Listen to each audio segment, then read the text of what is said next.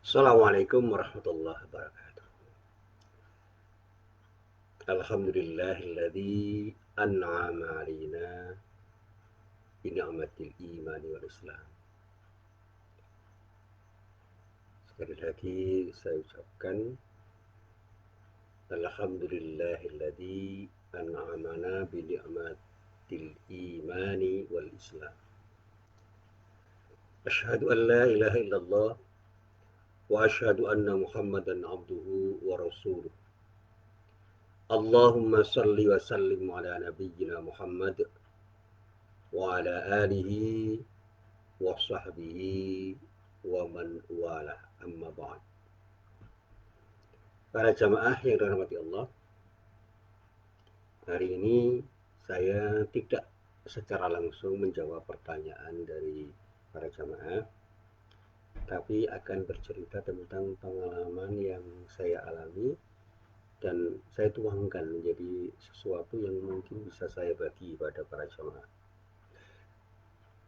Ketika saya masih sekolah dulu di Madrasah Muallimin Muhammadiyah Yogyakarta, ada satu ungkapan yang seringkali dinyatakan oleh guru saya.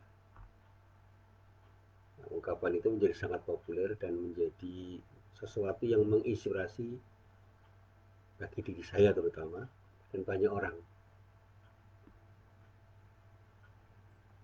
Ungkapan itu adalah kata yang berasal dari bahasa Arab. Man jadda wajada. Yang kalau diartikan secara gampang itu bisa dimaknai siapapun yang memiliki kesungguhan untuk berupaya, dia akan mendapatkan sesuatu yang dia upayakan. Jadi hasil dari upaya kita itu akan sebanding dengan sejauh mana kita berupaya. Kalau kita mau kerja keras, insya Allah kita akan mendapatkan sesuatu yang terbaik. Tentu saja proses itu akan sangat menentukan hasil dari sebuah tindakan yang kita lakukan. Termasuk ketika kita belajar. Dulu pernah saya ceritakan, saya pernah mengalami kesulitan untuk belajar. Apa yang dulu pernah saya rasakan sulit itu menjadi mudah karena saya terus belajar. Saya ulangi, terus mengalami pengulangan. Lama-lama saya tidak merasa ada sesuatu yang berat. Tidak ada yang menyusahkan saya ketika saya harus memahami apa yang saya pelajari karena sesuatu yang saya pelajari terus saya ulang-ulang dalam proses belajar saya. Dan yang terpenting adalah saya mencintai apa yang saya pelajari itu. Dan karena saya mencintai, maka keingintahuan saya terhadap apa yang saya pelajari itu semakin lama menjadi sangat tinggi. Dan akhirnya saya banyak tahu terhadap apa yang saya pelajari itu lebih dari apa yang dulu pernah saya harapkan untuk saya ketahui. Dan banyak hal yang saya dapatkan dari situ. Satu hal yang bisa saya ceritakan itu ketika saya ingin tahu tentang persoalan yang sangat rumit di dalam diskusi fikih Islam, yaitu tentang logika atau nalar kias. Kajian tentang kias itu kan dalam sekali, luas sekali dan dalam sekali, dan kalau kita tidak mau menalar dengan sungguh-sungguh, ya kita akan kesulitan untuk memahami nalarnya. Sehingga begitu kita itu tahu hasil dari proses kias itu sedemikian rupa bisa kita dapatkan dalam kitab-kitab fikih, kita akan kebingungan kalau kita tidak mengetahui pola nalar yang dibangun di dalam logika kias itu. Tetapi kalau kita tahu akar masalahnya, kenapa kias itu digunakan, bagaimana para ulama itu menggunakan kias, akhirnya kita bisa tersenyum karena apa? Kita menjadi tahu kenapa ada hasil ijtihad yang seperti itu. Dan yang paling banyak saya dapatkan itu ketika saya membaca pemikiran-pemikiran apa hasil ijtihadnya Imam Syafi'i di dalam buku-buku fikih yang saya dapatkan. Dan bahkan ada beberapa karya ilmiah tentang kias dalam pandangan Imam Syafi'i yang sudah saya baca, baik itu dalam bentuk skripsi, tesis dan disertasi, bahkan dalam jurnal itu saya baca ulang dan saya ulang-ulang, dan semakin saya mau membaca ulang tulisan itu semakin saya tahu seperti ini nalar kias itu. Dan sampai hari ini saya menikmati saja logika kias itu dan begitu santai ketika membaca fikih Islam yang memakai nalar kias itu. Meskipun saya selalu punya kesadaran bahwa saya bukan mujtahid dan saya tidak akan bermain-main dengan logika kias itu untuk menghasilkan sesuatu yang perlu saya sampaikan dalam pemikiran fikih saya. Saya selalu banyak merujuk pada para ulama yang menurut saya itu sangat mungkin dan perlu untuk saya rujuk ketika saya harus menjawab pertanyaan-pertanyaan para jamaah tentang persoalan fikih. Jadi permainan logika kias itu tetap saja saya pahami dan saya ingin mencoba untuk melihat bagaimana pendapat ulama yang menggunakan logika kias ketika menjawab persoalan-persoalan yang sama. Dalam arti substansinya sama. Mungkin ragam pertanyaannya berbeda, tetapi substansinya sama. Termasuk ketika kita bicara tentang persoalan-persoalan kontemporer yang sekarang ini banyak berkembang. Tapi kalau kita kembalikan pada persoalan pokoknya, tidak banyak berbeda. Terjadi pengulangan-pengulangan saja. Nah, para jamaah yang dirahmati Allah, terkait dengan apa yang saya sampaikan tadi, manjada wajada, itu ada sebuah ayat yang mendasari keinginan saya itu untuk memahami apa makna manjada wajada itu, yaitu ayat Al-Quran yang terdapat di dalam surah Al-Ankabut ayat 69. Di dalam ayat itu Allah berfirman, A'udzu billahi minasyaitonir rajim, walladzina jahadu fina lanahdiyannahum subulana wa innallaha lama'al muhsinin. Dan orang-orang yang berjihad untuk mencari keridhaan kami benar-benar akan tunjukkan kepada mereka jalan-jalan kami, dan sesungguhnya Allah benar-benar beserta orang-orang yang berbuat baik. Nah, saya coba untuk saya nalar sebelum saya mengkaji tafsirnya. Yang pertama, kata al-muhsinin itu mengakhiri ayat ini untuk menjelaskan bagaimana ketika orang itu punya kesungguhan di dalam jihadnya untuk mencari sesuatu yang memang seharusnya dicari dari Allah Subhanahu wa taala, sehingga diharapkan Allah ridho terhadap apa yang mereka cari. Dan Allah menjamin bahwa Dia akan menunjukkan jalan yang harus dilalui oleh orang yang ingin melakukan tindakan dalam rangka untuk mencari ridhonya itu. Disitulah kemudian saya tersadar, saatnya saya harus memulai. Sekali lagi saya harus memulai dan tidak boleh ada kata berhenti untuk berusaha. Itulah komitmen saya untuk segera berkarya dan tidak boleh ada kata putus asa. Nah, para jamaah yang dirahmati Allah, ayat ini itu berkali-kali saya coba untuk saya renungkan dan kemudian saya baru mencari tafsirnya. Dan di dalam kitab tafsir yang saya temukan, saya simpulkan saja satu hal yang seringkali saya sampaikan. Kata walladzina itu mengandung bagian siapapun orangnya. Orang-orang yang, artinya apa siapapun orangnya. Kenapa disebut dengan alladzina bukan alladzi? Karena ini menyangkut komunitas orang yang mau mencari sesuatu yang ingin diajari, yang semua itu dicari dalam rangka untuk mendapatkan ridha Allah. Sehingga jalan atau proses pencariannya itu juga dipertimbangkan dengan mencari jalan yang memang ditunjukkan oleh Allah untuk dilalui.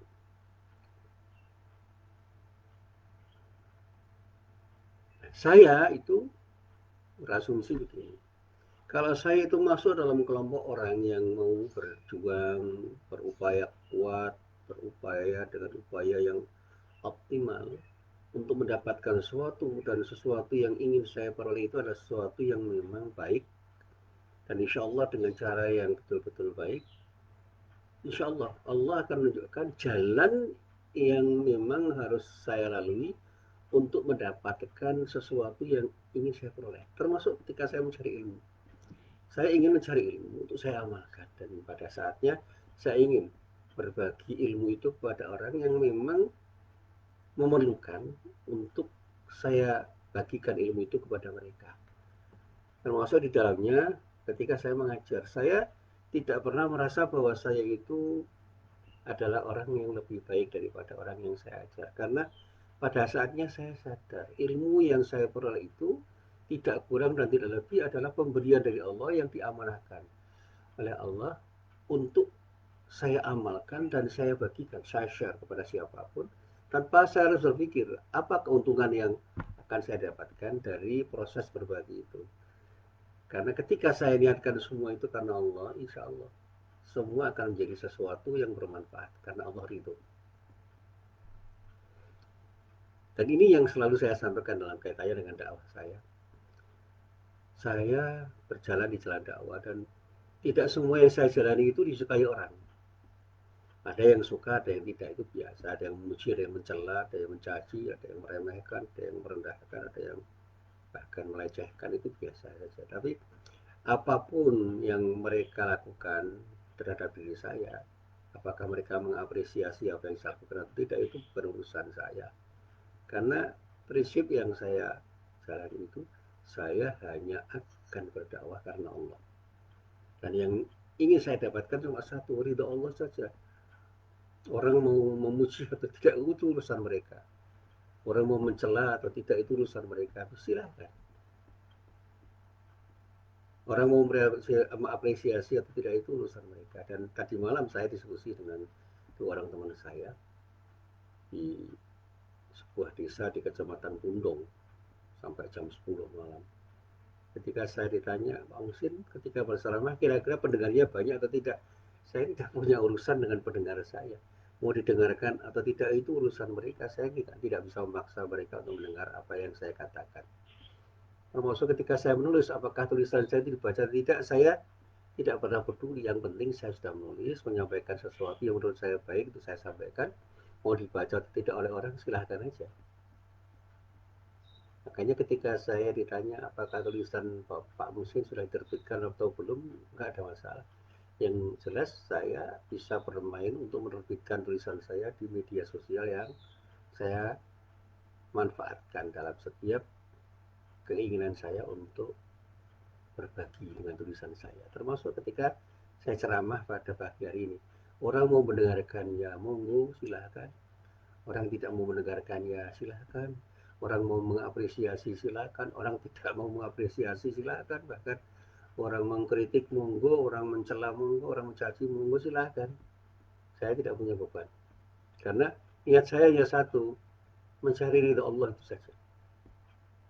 Makanya dikatakan dalam bahasa sederhana di dalam kitab tafsir, kalimat walladzina jahadu fina lanahdiyanahum subulana, itu jaminan dari Allah. Kalau kita itu betul-betul berupaya untuk melakukan sesuatu yang baik, insya Allah jalan untuk mendapatkannya itu selalu bisa kita dapatkan karena Allah menjamin untuk menunjukkan jalan yang pas, yang tepat, yang terbaik untuk diri kita dalam rangka untuk mendapatkan sesuatu yang baik itu. Dan kata al-muhsinin itu adalah jamak dari kata al-muhsin. Itu kebetulan namanya pas itu. Nama saya Muhsin. Itu ketika saya cari, itu dari kata-kata yang berasal dari kata ahsana. Ahsana yuhsinu ihsanan muhsinun itu artinya melakukan sesuatu yang terbaik. Sehingga muhsin itu adalah orang yang betul-betul melakukan sesuatu yang terbaik secara optimal dengan potensi yang dia miliki dalam rangka untuk mendapatkan yang terbaik dari Allah, dan oleh karena itu dia akan selalu mencari sesuatu yang terbaik dengan jalan yang pas untuk dijalani, dilalui dalam rangka untuk mencari ridha Allah. Sehingga al-muhsinun itu adalah orang-orang yang proaktif untuk melakukan sesuatu yang terbaik dalam rangka untuk mencari ridha Allah. Dan Allah selalu beserta orang-orang yang seperti ini. Artinya orang yang betul-betul melakukan tindakan dalam rangka untuk mencari ridha Allah. Nah, para jamaah yang dirahmati Allah, ketika saya menjadi murid atau santri di Madrasah Muallim Muhammadiyah di Jakarta pada saat itu, saya selalu mendengar ucapan ini. Kalimat ini saya dengar terus dari guru saya. Yang kebetulan guru saya itu juga bernama Pak Muhsin, namanya Pak Muhsin Ashraf, Ustadz Muhsin Ashraf, orang Lampung. Dan selalu saya ingat. Tetapi waktu itu saya belum bisa menangkap sepenuhnya spirit atau roh semangat yang terkandung di dalam rangkaian kalimat itu, menjadi jaga. Baru setelah saya bergumul dengan realitas dakwah yang cukup menantang, kalimat itu terasa sangat indah dan memberikan motivasi saya yang sangat kuat untuk melakukan sesuatu yang terbaik.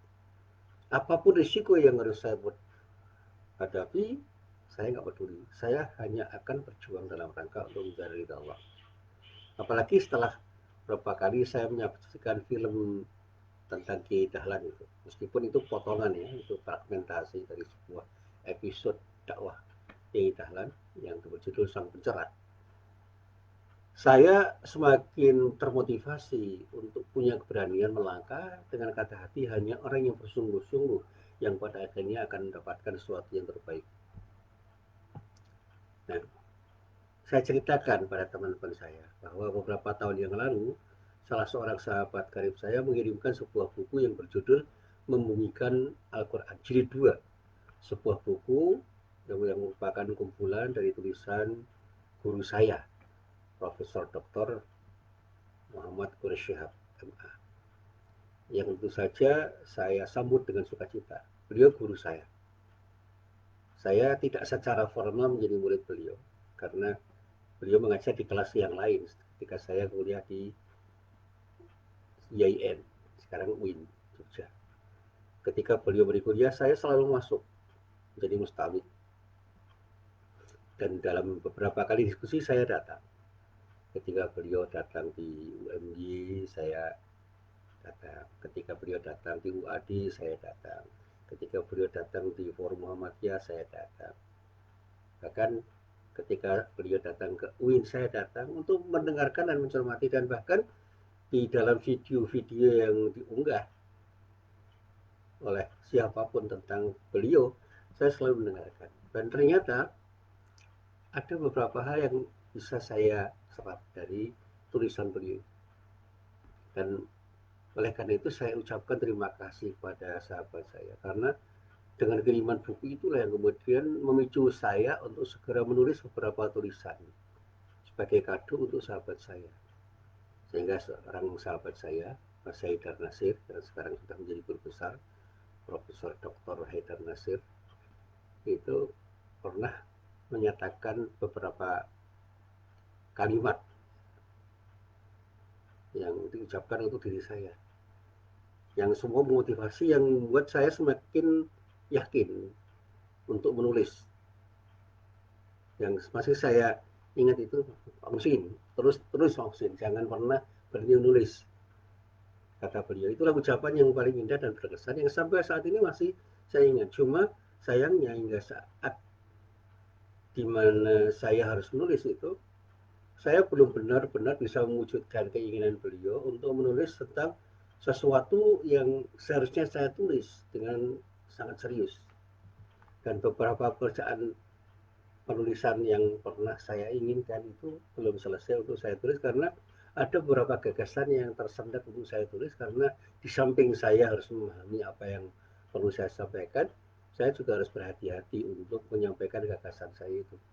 Dan bahkan pada satu saat, waktu itu saya masih ingat malam Jumat, kurang lebih pada jam 23, jam 11 malam, ketika saya membaca ayat yang terdapat di dalam surah Al-Ankabut ini, walladzina jahadu fina lahdiyannahum subulana, ya, walladzina jahadu fina lahdiyannahum subulana wa innallaha ma'al muhsinin. Saat itu saya mulai tersadar, oh ternyata dalam banyak hal saya harus mengingat kata Mas Haidar itu dan beberapa sahabat saya yang mencoba untuk mendorong saya, ayo Pak Muslim, menulis, menulis, dan menulis, jangan hanya berceramah. Dan proses itu saya lalui terus. Saya sampai hari ini tetap menulis dengan tulisan-tulisan yang saya lontarkan, saya tulis, saya sampaikan dengan gagasan-gagasan yang saya coba untuk saya kemukakan seorisinal mungkin dari lubuk hati yang paling dalam untuk saya sampaikan dalam tulisan-tulisan yang mudah-mudahan dibaca orang. Termasuk saya beberapa kali menulis tulisan tentang sabar dan tawakal dalam konteks yang beragam. Dan saya yakin kerja seperti apapun dalam kehidupan manusia di bumi itu harus dilihat dan dijalankan dalam satu keseimbangan yang betul-betul tidak melukai kepentingan duniawi dan ukhrawi kita, karena saya harus punya kesungguhan untuk mendapatkan atau memperoleh sesuatu yang terkait dengan kepentingan duniawi dan ukhrawi saya secara seimbang. Nah, makanya ketika saya menulis dalam dakwah saya di dalam menulis, saya selalu ingat bahwa ini adalah sesuatu yang saya tulis karena Allah. Tapi saya akan berbicara dengan orang. Maka saya ingat betul bahwa guru-guru saya itu semua selalu menekankan arti pentingnya empan papan, proporsionalitas. Berbuatlah secara proporsional. Itu sih yang disebut amal soleh. Dan saya selalu memperhatikan bagaimana seseorang itu seharusnya berproses untuk menuai hasil yang terbaik. Dan semua yang saya hasilkan itu adalah bagian dari optimasi peran saya untuk melakukan sesuatu yang bisa saya lakukan dalam rangka beramal soleh. Dan di sela-sela saya merenung, saya teringat akan sebuah kisah yang saya baca dari sebuah hadis. Dikisahkan bahwa pada suatu saat itu Rasulullah SAW berjumpa dengan Sa'ad bin Mu'ad al-Ansori, seorang sahabat beliau. Nah, ketika itu beliau melihat tangan Sa'ad itu melepuh, kulitnya gosong, kehitam-hitaman seperti terpanggang matahari. Nah, melihat kondisi Sa'ad seperti itu, beliau pun bertanya, "Hei Sa'ad, ada apa dengan tanganmu?" Nah, pertanyaan Nabi itu dijawab oleh Sa'ad dengan jawaban, "Ya Rasulullah, tanganku seperti ini karena aku mengolah tanah dengan cangkul ini untuk mencari nafkah keluarga yang menjadi tanggunganku." Nah,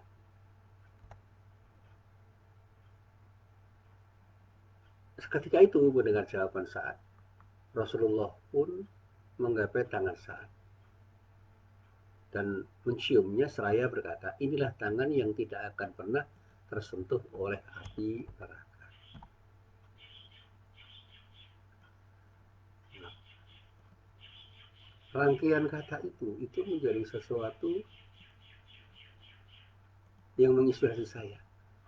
Kerja keras Sa'ad itu diapresiasi oleh Rasulullah dengan kalimat, "Inilah tangan yang tidak akan pernah tersentuh api neraka." Itu artinya apa? Apa yang dilakukan saat itu punya makna. Tidak hanya makna duniawi, tapi makna ukhrawi. Jadi kerja keras Sa'ad itu betul-betul menjadi kerja yang betul-betul bisa memberikan kontribusi bagi Sa'ad untuk tidak tersentuh api neraka. Padahal kerja Sa'ad itu kan kerja duniawi. Tapi karena niatnya itu ingin mencari ridha Allah, maka Sa'ad itu mendapatkan perolehan yang disebut dengan perolehan ukhrawi. Nah, para jamaah yang dirahmati Allah, apa pesan moral sabda Rasulullah itu selalu saya ingat. Jadi dalam bahasa saya sehari-hari sering saya kemukakan dengan cara yang insya Allah sangat sederhana, bahwa ketika kita itu bekerja dan apa yang kita kerjakan itu betul-betul kita kerjakan karena Allah, insya Allah Allah ridho. Dan karena ridho Allah itu kita akan tidak hanya mendapatkan perolehan duniawi tapi juga mendapatkan perolehan ukhrawi. Padahal kerja kita itu kerja duniawi, dan apa yang kita kerjakan itu bernilai ibadah. Sehingga kalau kita bicara ibadah secara substantif, apa yang disebut ibadah itu ya semua yang kita kerjakan dalam hidup ini, yang semua itu kita kerjakan karena Allah. Jadi ketika kita melakukan tindakan karena Allah, Allah akan ridho, dan pada saatnya ridho Allah itu akan memudahkan jalan kita untuk mencapai dua perolehan, perolehan duniawi dan perolehan ukhrawi. Semakin optimal kita bekerja dengan niat untuk mencari ridho Allah, semakin mungkin kita akan mendapatkan perolehan duniawi dan ukhrawi itu sekaligus. Nah, sebaik apapun kualitas cangkulnya saat, nah, bahasa saya, sebaik apapun potensi yang dimiliki oleh saat, tidak akan pernah memberi manfaat apapun ketika saat tidak menggunakannya secara proporsional dalam rangka untuk mencari Allah. Dan alhamdulillah saya memahami itu, dan kemudian saya coba untuk saya renungkan. Apapun yang saya kerjakan karena Allah, dan pada saatnya saya harus bisa melakukan semua tindakan saya itu karena Allah, dengan harapan mudah-mudahan pada saatnya Allah akan memberikan yang terbaik dari apa yang saya lakukan, karena saya melakukan semuanya itu hanya dalam rangka untuk mencari ridha Allah. Nah, termasuk di dalam dakwah saya selalu mengatakan kepada siapapun yang bertanya pada saya, untuk apa saya dakwah? Saya dakwahnya punya satu keinginan. Keinginan saya cuma satu, untuk dakwah ini ridha Allah. Saya akan bekerja keras, seikhlas-ikhlasnya untuk hanya berbuat sesuatu karena Allah, dan semua saya serahkan kepada Allah dengan sikap tawakal, sehingga apapun yang saya peroleh dari dakwah saya itu, saya akan ridho, karena itulah hasil yang terbaik dari Allah yang telah diberikan oleh Allah pada diri saya. Dan pada akhirnya saya akan selalu mensyukuri semua kenikmatan yang terkait dengan hasil dari semua aktivitas saya, karena Allah pasti akan berikan yang terbaik kepada diri saya yang telah berbuat sesuatu dalam rangka untuk mencari ridhonya. Makanya yang terakhir selalu saya sampaikan, saya tidak pernah menyesali apa yang saya peroleh sampai detik ini, karena saya yakin itulah perolehan yang paling tepat dari Allah atas apa yang saya lakukan selama ini, dan saya ingin berusaha seoptimal mungkin untuk selalu menjadi lebih baik dan lebih baik dari hari ke hari, agar yang saya peroleh dari Allah itu selalu menjadi perolehan yang terbaik dari Allah, karena Allah ridho terhadap apa yang saya lakukan, karena niat saya dalam berbuat sesuatu yang satu, berbuat sesuatu karena Allah. Inilah sesuatu yang bisa saya share, saya ceritakan kepada para jamaah. Mari kita berbuat sesuatu dengan sungguh-sungguh karena Allah. Mari kita jalani semua dengan jalan yang terbaik seperti apa yang ditunjukkan oleh Allah, dan mudah-mudahan apa yang kita lakukan karena Allah itu akan selalu mendapatkan yang terbaik dari Allah, karena Allah ridho terhadap apa yang kita kerjakan. Inilah apa yang bisa saya sampaikan dalam kesempatan pagi hari ini. Mudah-mudahan bermanfaat. Billahi taufiq wal hidayah. Wassalamualaikum warahmatullahi wabarakatuh.